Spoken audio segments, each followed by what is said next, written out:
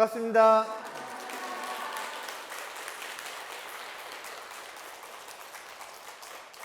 BBS 불교방송 범아 스님의 비행기 비로소 행복해지는 기도, 여러분들 이번 시간부터는요 저와 함께 약사 기도에 대해서 공부해 보도록 하겠습니다. 그래서 여러분들 약사 열애불 하면은요 우리가 약사라고 하는 이름을 듣게 되면은요 약을 지어주는 분, 병을 고쳐주는 분, 이런 생각이 먼저 들 겁니다. 그렇지만은 우리가 약사열애 부처님이 단순히 아픈 사람을 위해서 병을 고쳐준다, 요 생각만 갖고서 우리가 접근하게 되면은요 그러면은 아마 10,000,000분의 1도 접근할 수 없을 것 같다라고 하는 그런 생각이 들어서, 특별히 여러분들 우리가 함께 약사열애 부처님에 대해서 공부를 제대로 올바르게 좀 했으면 좋겠다라고 하는 생각을 갖고서 이번 강의를 준비하게 되었습니다. 3페이지, 우리 교재 3페이지를 펴주시기 바라겠습니다. 3페이지 두 번째 줄 한번 읽어 보겠습니다. 시작. 선명칭 길상왕 열애의 팔서원. 그랬습니다.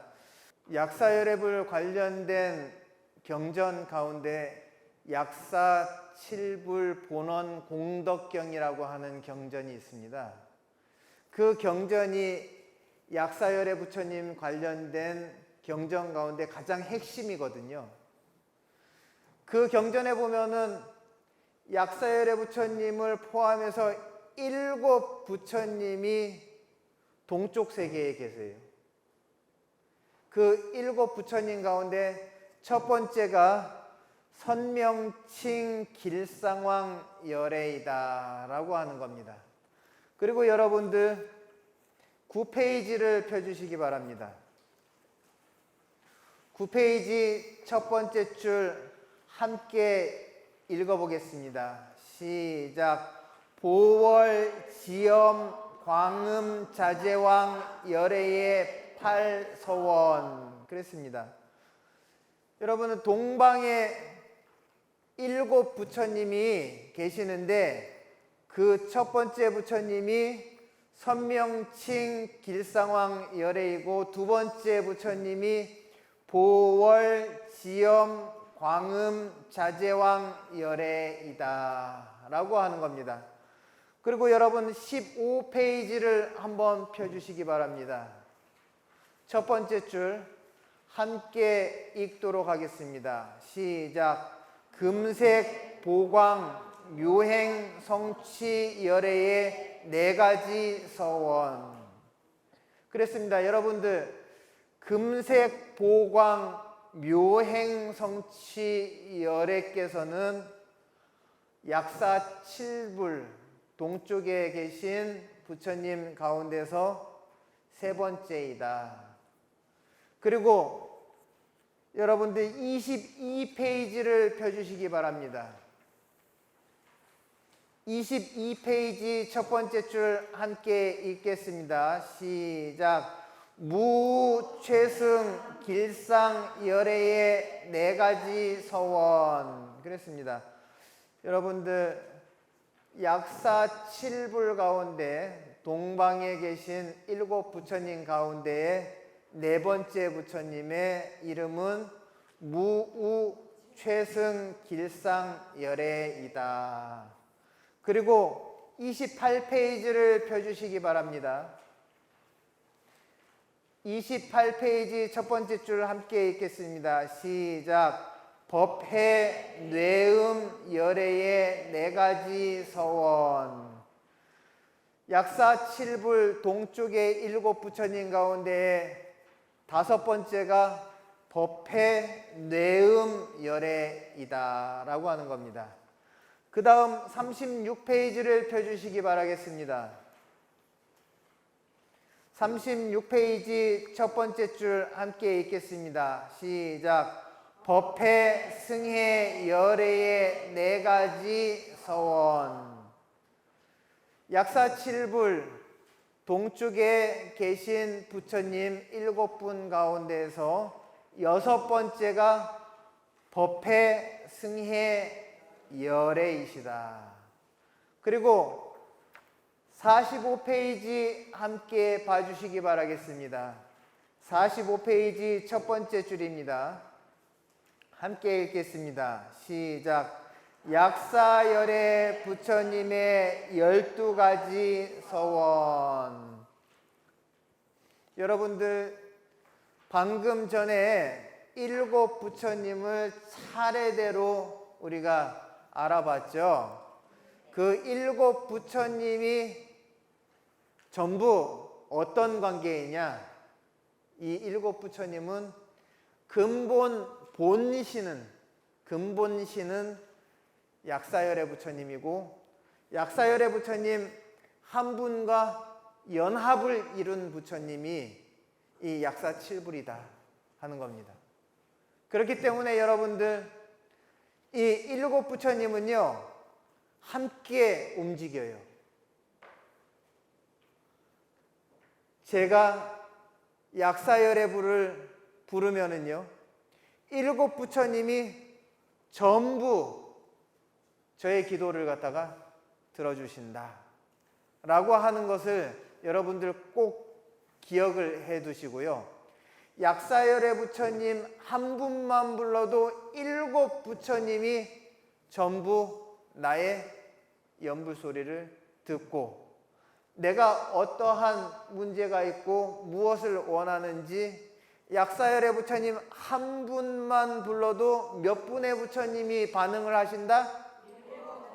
7분의 부처님께서 내가 약사열애불 하고서 연불을 하면서 한 부처님 이름을 불러도 7 부처님께서 나의 연불 소리를 듣고서 나의 소원을 귀담아 들어서 해결해 주신다 라고 하는 그러한 여러분들 생각을 제일 먼저 그 숙지를 해 주시고 이 강의에 들어가도록 하겠습니다. 3페이지를 펴주시기 바라겠습니다. 첫 번째 줄 함께 읽겠습니다. 시작. 7불 열애 부처님의 크신 서원 담긴 경전. 그랬습니다. 여러분들 이 책의 제목을 해석을 해보니까는요 7불 열애 부처님의 크신 서원을 갖다가 한문으로 쓰면은요 대원 이렇게 얘기합니다. 그래서 7 부처님 7불 열애 부처님의 크신 서원이 담긴 경전이다 그랬습니다. 여러분들 7불이라고 하면은요 제일 먼저 떠오르는 부처님이 과거 7불 이런 분들이 계세요. 석가모니 부처님께서 직접 설법을 하실 때 암경에서 이런 말씀을 하십니다. 과거에 7 부처님이 계셨는데 그 7 부처님의 이름이 구나함 무니불, 가섭불, 아나함 무니불 이렇게 해서 7분 이야기를 갖다가 얘기하거든요. 그걸 통해서 수많은 석가모니 부처님 제자들이 부처님은 지금 석가모니 부처님 한 분만 계시는 것이 아니구나. 수많은 부처님이 과거에 계셨구나 라고 하는 것을 갖다가 알게 되었어요. 그러고 난 다음에 또 부처님이 가는 곳마다 부처님이 계시는구나. 서쪽으로 가면은 서쪽에 부처님이 또 계시고, 동쪽에 가면은 동쪽에 부처님이 계시고, 동서남북 할 것 없이 전부 부처님 안 계신 곳이 없구나 하는 것을 불자들이 다 알게 되었습니다. 여러분들, 우리가 동쪽 하면은 해가 뜨는 곳이잖아요. 그죠? 서쪽은 해가 지는 곳. 그 방향도 의미가 있습니다. 그렇기 때문에 우리 약사열의 부처님은 동서남북 가운데 어디예요? 동쪽입니다. 동쪽은 해가 뜨는 쪽이에요. 해가 뜨는 쪽은 밝은 쪽이고, 그리고 에너지가 넘치는 곳입니다. 그렇기 때문에 우리가 무언가 떠오르는 희망이 있고, 앞으로 해야 될 일이 많고, 원하는 소원이 하나 가득한 그러한 사람들은요, 약사열의 부처님을 찾는 게 생리적으로 맞다 하는 겁니다. 왜? 동쪽은 해가 떠오르는 곳, 내 삶을 높고 밝고 찬란하게 띄우기 위해서는 동쪽에 계신 약사열의 부처님께 기도하는 것이 방향으로는 매우 잘 맞다 하는 그런 말씀을 이제 꼭 드리고서 여러분들이 그거 하나는 기억을 해 주셔야 됩니다. 서쪽은 해가 지는 곳. 여러분들, 우리 인생도 이젠 나이가 들면서 저물어 가잖아요. 그때는 나무아미타불 기도를 열심히 하면서 인생을 잘 회양하고 마침표를 잘 찍어야 된다. 왜? 그래야지 또 새로운 인생이 찬란하게 떠오를 수 있거든요. 불교는요, 시작도 없고 끝도 없다라고 이렇게 얘기합니다. 석가모니 부처님께서 법문하실 때 뭐라고 하셨냐?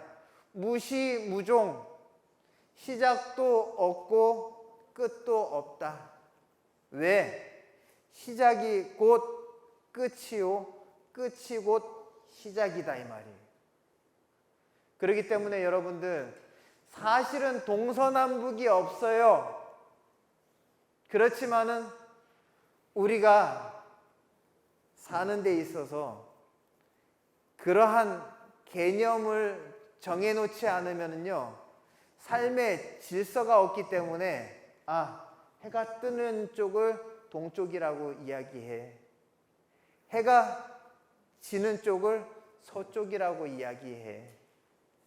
이렇게 우리가 개념을 갖다가 정한 거지, 사실은 금강경에 동서남북이 없다고 했잖아요.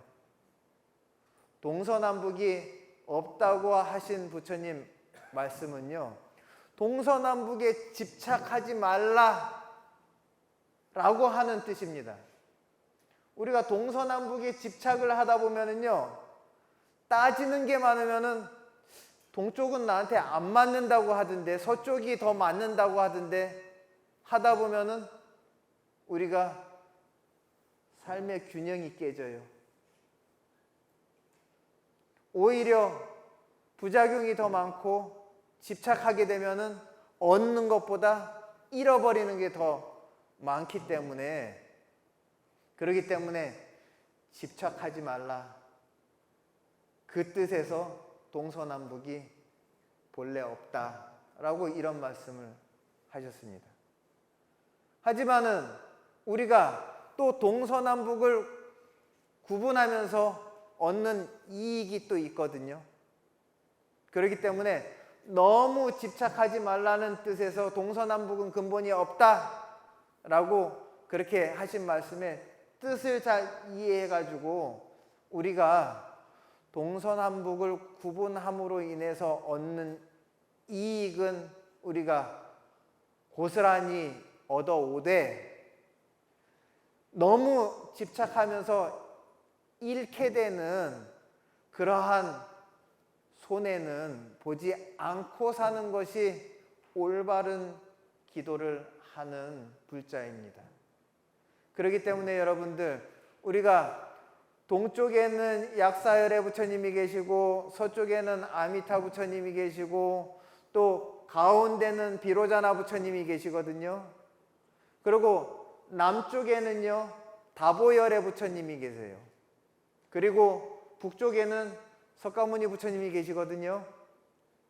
이렇게 동서남북 중앙에 각 방위마다 부처님이 계시다 이 말이에요. 우리가 이것을 알게 되면은요, 어느 곳 부처님 안 계신 곳이 없는데 북쪽은 가면은 안 돼, 남쪽은 오래 나하고 맞아, 이런 얘기가 어찌 보면은 부처님 안 계신 곳이 없는데 어느 곳은 맞고 어느 곳은 틀리다라고 하는 것은 잘못된 생각이죠. 다만 북쪽은 여러분들 동서남북 가운데서 북쪽은 추운 곳이잖아요. 추운 곳이지만은 그 세계를 뭐라고 이름하느냐? 없을 무자, 근심 우자. 근심이 없는 곳이 북쪽이랍니다. 근심이 없대요, 북쪽은. 그리고 여러분들, 우리가 삶을 살다가 회양을 하면은 북망산천으로 돌아간다, 그런 말 하잖아요. 우리가 결국 돌아가야 될 곳은 북쪽이다 이 말이에요. 그렇다면 여러분들, 우리가 돌아가야 될 곳이 북쪽이다 라고 하면은 그럼 우리가 온 곳이 어디다? 북쪽이다. 북쪽에서 왔으니까는 북쪽으로 돌아간다. 결국 우리가 북쪽이라고 하는 그 방향은요, 근심이 없다라고 하는 그런 의미가 있고요. 그리고 우리가 돌아가야 될 곳이다. 그리고 우리가 온 곳이 또 북쪽이다 라고 하는 겁니다. 이렇게 방향을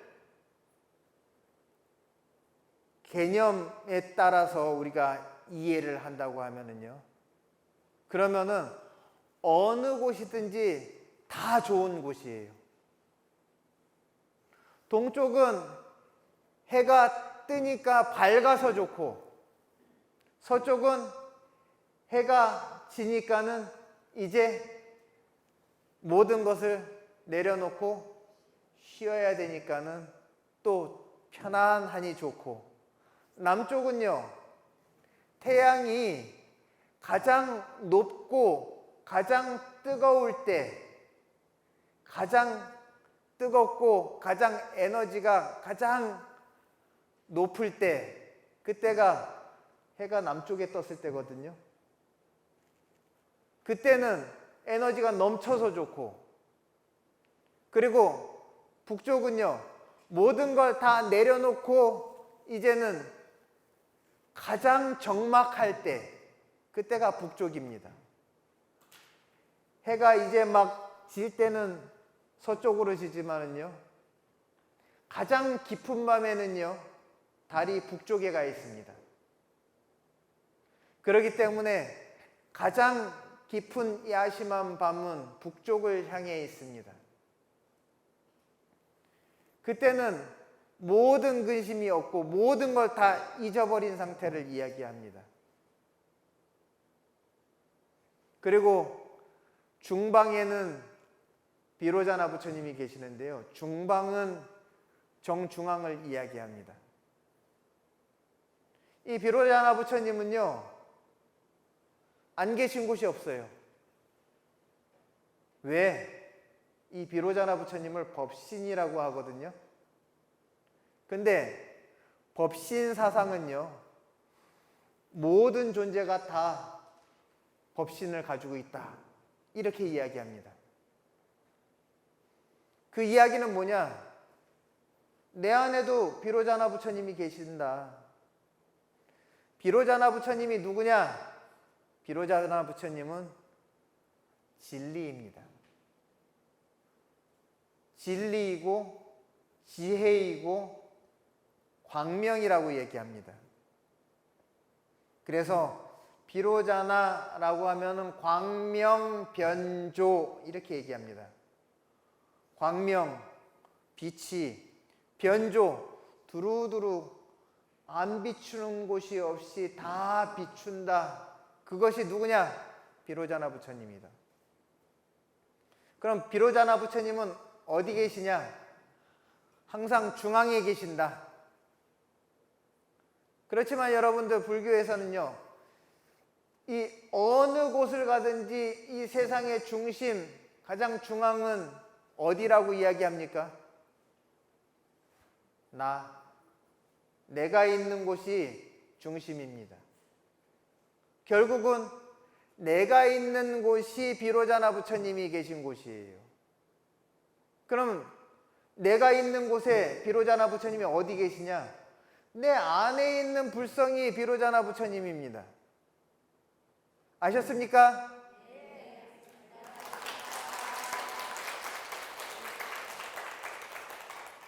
그렇기 때문에 여러분들, 우리가 동서남북 어느 방향에도 걸리지 않고 모든 방향이 다 좋은 방향이다라고 생각을 해야지만이 우리가 모든 부처님으로부터 가피를 얻을 수 있는 거예요.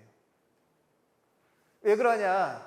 모든 부처님, 모든 대보살, 마하살, 모든 분들이 전부 한 방향 맞고 계신 곳이 있어요. 우리가 지장보살님만 해도 남방화주 대원본존 지장보살 그러잖아요, 그죠? 예. 지장보살님만 해도 남쪽에 계세요. 그리고 관세음보살님은 아미타 부처님과 함께 서방정토 극락세계의 아미타 부처님의 좌측에 계세요. 그렇듯 이렇게 힘있고 유명하고 또 우리 일체 중생에게 이익을 주는 그분들이 전부 소속되어 있는 방위가 있다. 소속되어 있는 방향이 있다. 이겁니다. 그 가운데서 우리가 지금 공부할 그런 차례는 동쪽을 집중적으로 우리가 살펴보도록 하겠습니다. 3페이지입니다. 두 번째 줄 함께 읽겠습니다. 시작. 선명칭 길상왕 열애의 팔서원. 계속 읽도록 하겠습니다. 시작.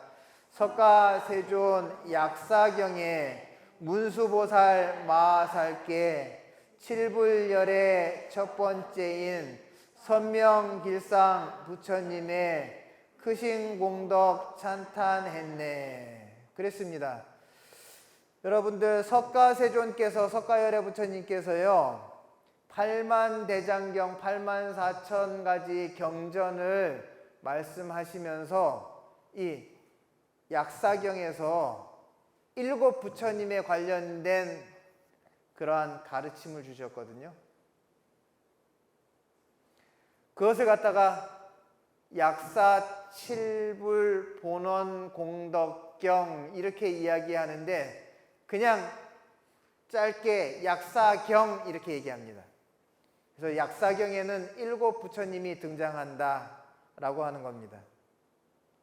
그러면은 약사경을 누가 설하셨냐? 누가 말씀해 주셨냐? 석가모니 부처님께서 약사경을 누구한테 얘기했다? 문수보살한테 설법을 하셨다.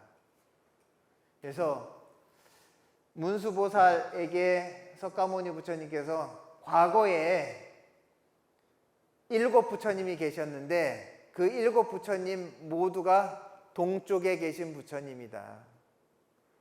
그리고 그 부처님들이 전부 하시는 일이 똑같은 일을 하신다. 왜? 그 7 분들은 한 분은 본신이고 한 분은 분신이고, 그래서 그분들은 결국은 7 분이 한 분이나 마찬가지다. 이렇게 이야기를 합니다. 5번째 줄 계속 읽겠습니다. 사바세계 동쪽으로 사항아사 국토 지나 선명길상 부처님이 계신 국토, 그 이름은 광승세계. 그렇게 얘기했습니다. 여러분들, 항아사라고 하는 것은요, 인도의 겐지스 강에 있는 모래알 숫자를 이야기하는 거거든요. 그 모래 숫자만큼의 세계를 지나서 가게 되면은 1항아사, 2개만큼의 겐지스 강의 모래알 숫자를 이야기할 때는 2항아사라고 이렇게 얘기하는데요. 여기서는 뭐라고 했습니까? 사바세계 동쪽으로 4항아사. 그래서 4항아사, 겐지스강 4개만큼의 있는 모래알 숫자. 그러니까 얼마나 많겠어요? 그만큼 멀다라고 하는 것. 그리고 또 그만큼 가기 힘들다라고 하는 그런 뜻이 있어요. 왜 그러냐? 우리들 중생이 지은 죄가 많기 때문에 이 지은 죄를 다 소멸하지 않고서는 절대 갈 수 없는 그 세계다라고 하는 그런 의미에서 사항아사 국토 지나서 광승세계라고 하는 세계가 있다 라고 이렇게 얘기합니다. 그렇듯 부처님 세계는 우리가 10만억 국토를 가야 된다, 사항아사만큼 국토를 가야 된다라고 하는 것은 가기 힘들다, 이 이야기입니다. 여러분들, 아미타 부처님 극락세계는요, 서쪽으로 10만억 국토를 가야 된다고 했거든요.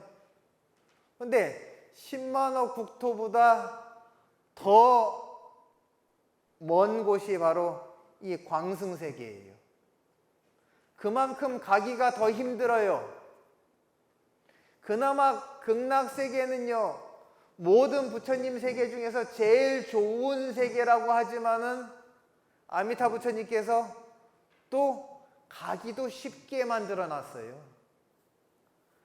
그렇지만은 이 동방 만월세계, 또 유리광세계 이렇게 얘기하거든요.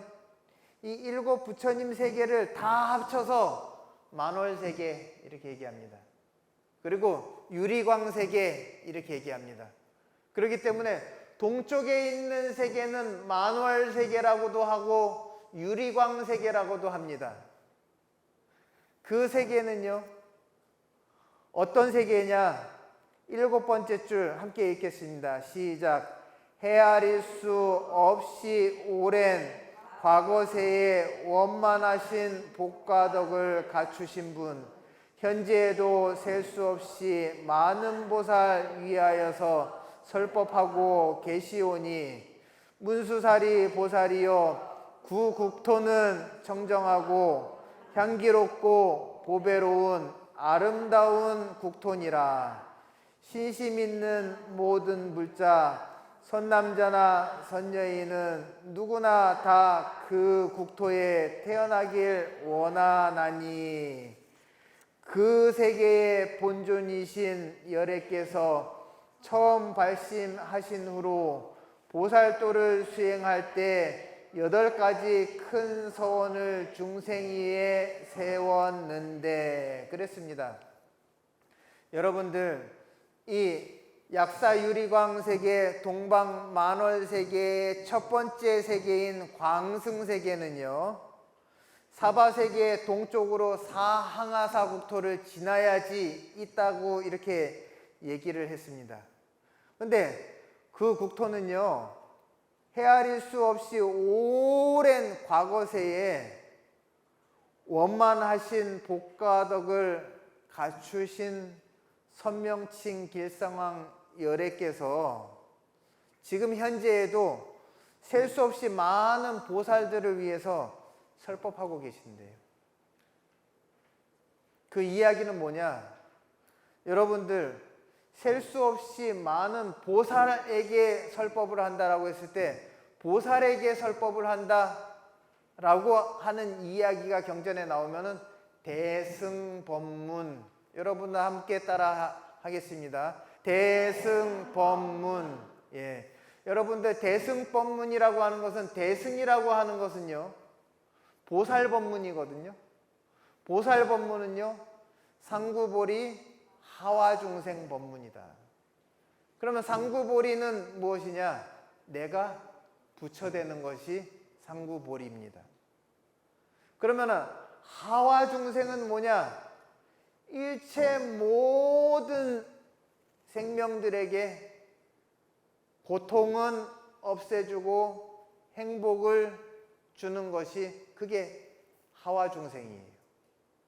중생을 이롭게 하려면 제일 먼저 중생의 어려움을 해결해 줘야 됩니다. 어려움을 해결해 주고 난 다음에 그들이 원하는 것을 줘야 돼요. 그것이 중생을 이롭게 하는 겁니다. 그것이 바로 하와중생인 거예요. 그러면은 중생들을 가장 이롭게 하려면은 어떻게 해야 됩니까? 라고 묻는다면은 부처가 돼야지만이 중생을 가장 이롭게 할 수가 있어요. 가장 힘있고, 가장 에너지 넘치고, 가장 많은 것을 알고 깨닫고 복과 덕을 가장 크게 갖추신 그분이 돼야지만이, 내가 바로 그분이 돼야지만이 중생을 제일 이롭게 할 수 있는데, 그분이 누구냐? 그분이 바로 부처님이다. 그렇기 때문에 중생을 가장 이롭게 하기 위해서 내가 부처가 돼야 된다 하는 그 이야기입니다. 여러분들, 상구보리 하와중생, 이거 굉장히 중요한 그런 개념입니다. 여러분들 다 이해하셨습니까?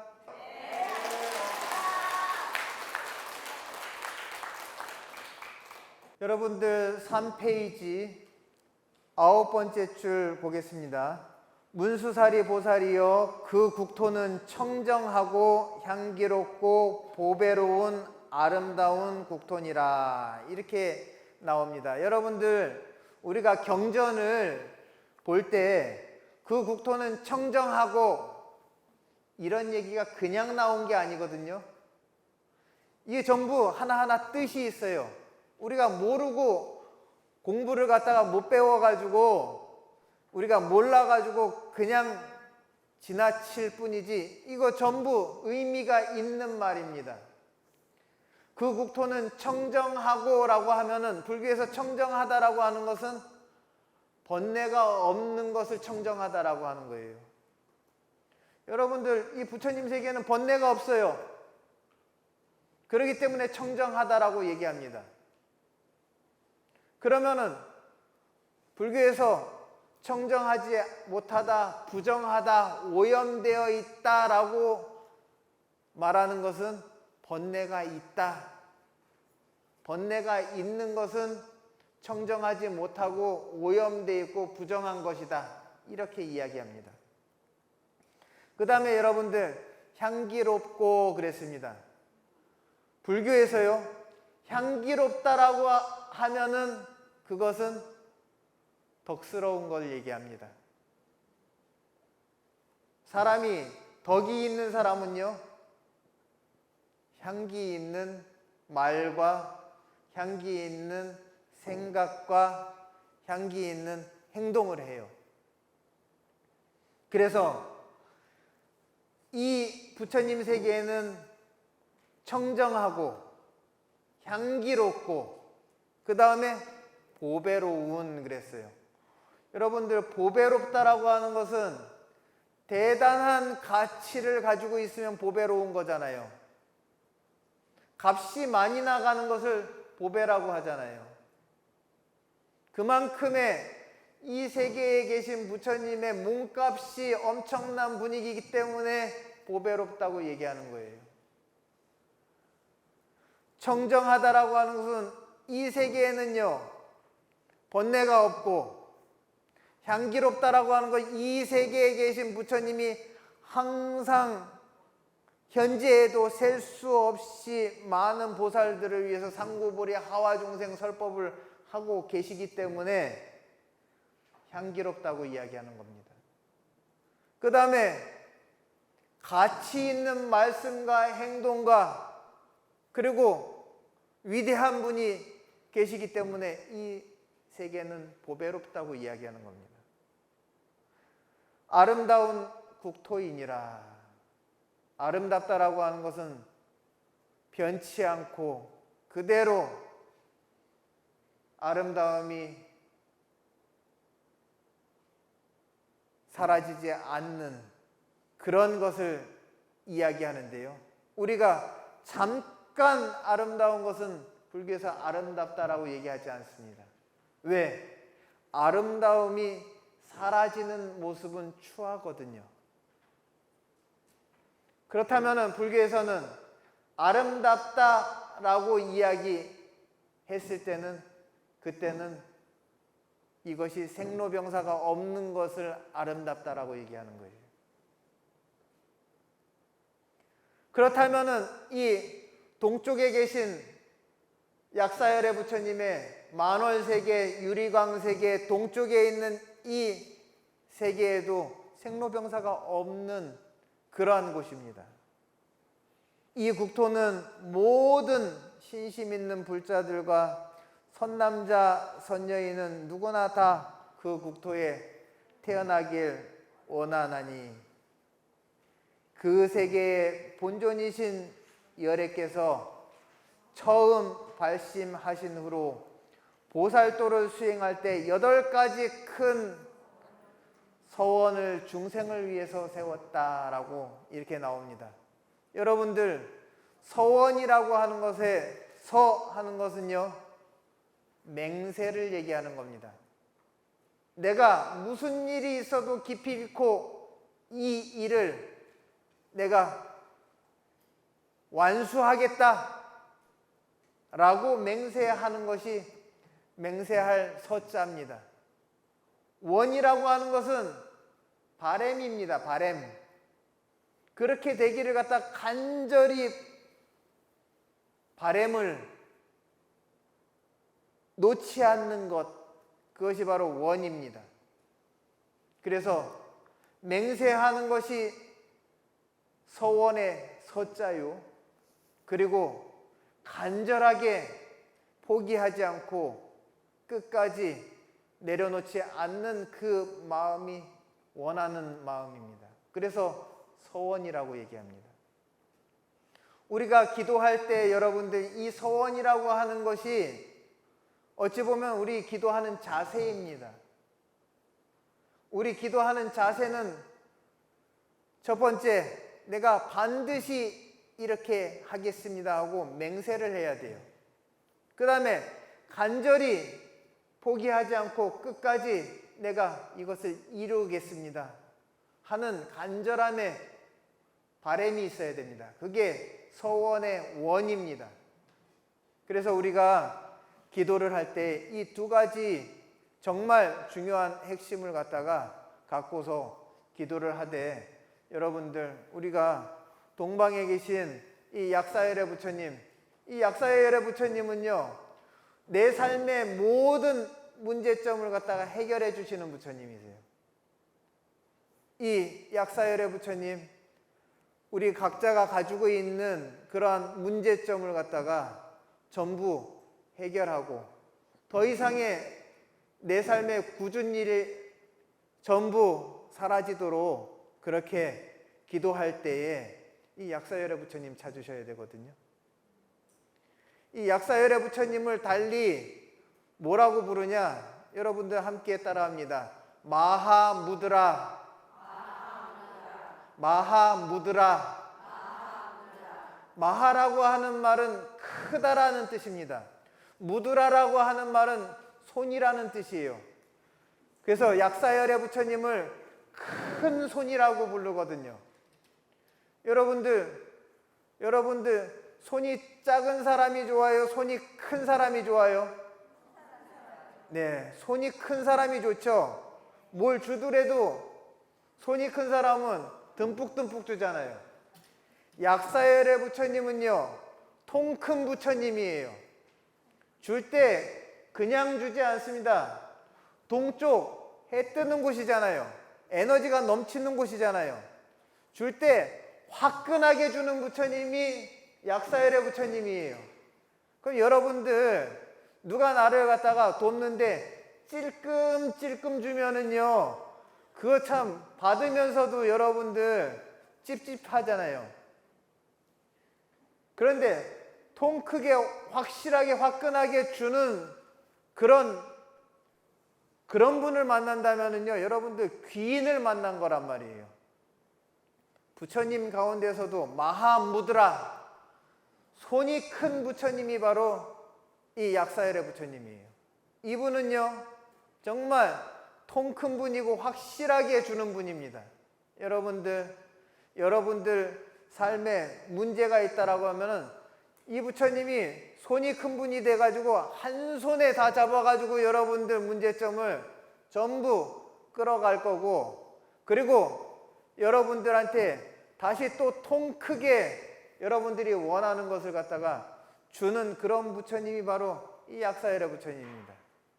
이런 부처님을 갖다가 여러분들 확실히 알았다면은 이 부처님께 당신만을 내가 의지하고 당신을 따르면서 내가 내 삶의 모든 문제점을 갖다가 다 해결하고 내가 원하고 바라는 모든 것을 당신을 의지하면서 내가 다 성취하겠습니다. 그러니 내가 약사열애 부처님 시키는 대로 가르치는 대로 내가 일평생 살겠습니다 하는 의미에서 합장을 하고 약사열애 부처님 정근하도록 하겠습니다. 함께 하겠습니다. 나무 동방만원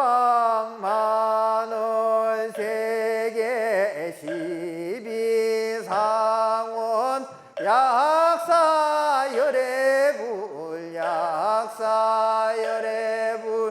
약사열애불 약사열애불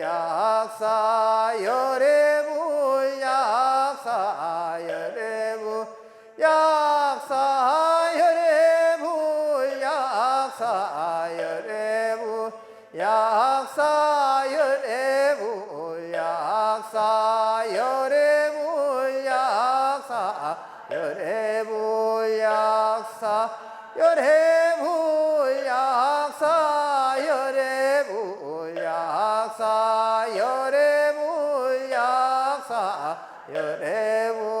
약사열애불 약사열애불 약사열애불 약사열애불 약사열애불 약사열애불.